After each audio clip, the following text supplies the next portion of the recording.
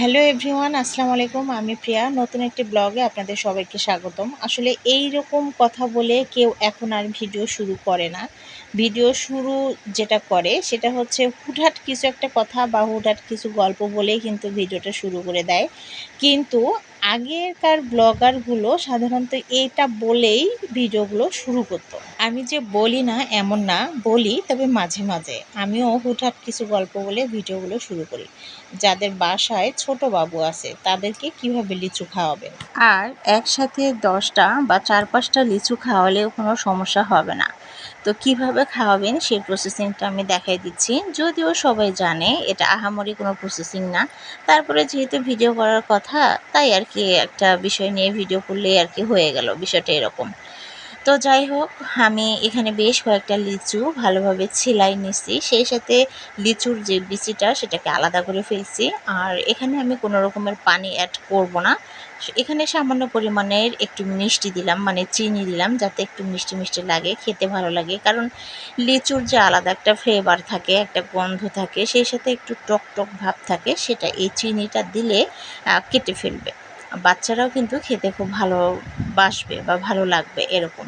তো যাই হোক, আমি এটাকে খুব সুন্দরভাবে ব্লেন্ড করে নিছি।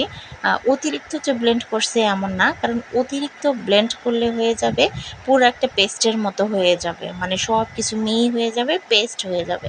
তো আমি তো এটাকে পেস্ট করব না, আমি জাস্ট এখান থেকে যে রসটা আছে সেই রসটা বের করে নেব।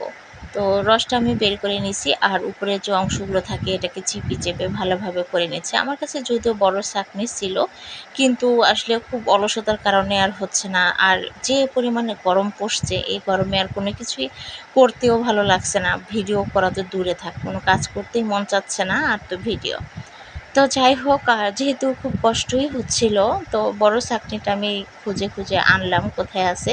তো এবারে সম্পূর্ণটা ঢেলে দিয়ে আমি সুন্দরভাবে কিন্তু এটাকে ছেঁকে নেব। বেশ ভালোই রস বের হয়েছে। এই রসটা যে একজন বাবু খাবে এমন কিন্তু না, এই রসটা 2টা বাবু মিলে খাবে।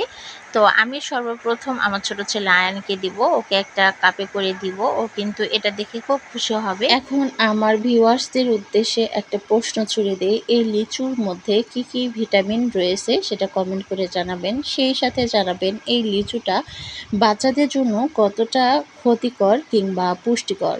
তো যাই হোক, আর আমি তো আয়ানকে দিলাম, আয়ান তো একটু মুখে দিয়ে আর কেন জানি নিল না, ওকে মনে হয় খেতে ভালো লাগতেছে না বা টেস্টটা ভালো আসেনি।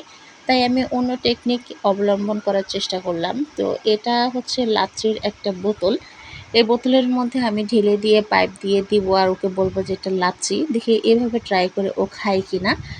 তো বাচ্চারা কিন্তু এই ধরনের লাচ্ছি হোক বা জুস হোক এরকম বোতল দেখলে কিন্তু খুব আগ্রহর সাথে খায়, যেটা যেমনই টেস্ট আসুক না কেন। তো আমি নিজেও জানি না আসলে এভাবে দিলে ও খাবে কিনা, আমি জাস্ট ট্রাই করতেছি, দেখি এর ফলাফলটা কি হয়।